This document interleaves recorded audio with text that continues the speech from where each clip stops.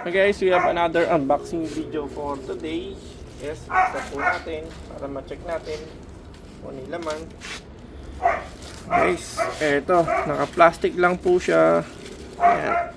So, wala siyang bubble wrap. Ano yung plastic niya. Ayan. So, ito may bubble wrap po siya dito. Okay. Ayan.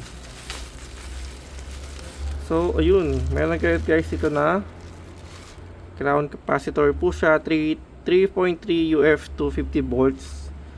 And meron tayong audio parlor 3 UF HI 250 MKPM po na. Ayan.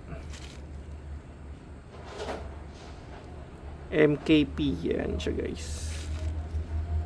Yun. So, okay naman yung ating items guys. Ilalagay ko na sa link description para po direkto na kayo sa ating link. No? So, yun lang guys. Thank you for watching po.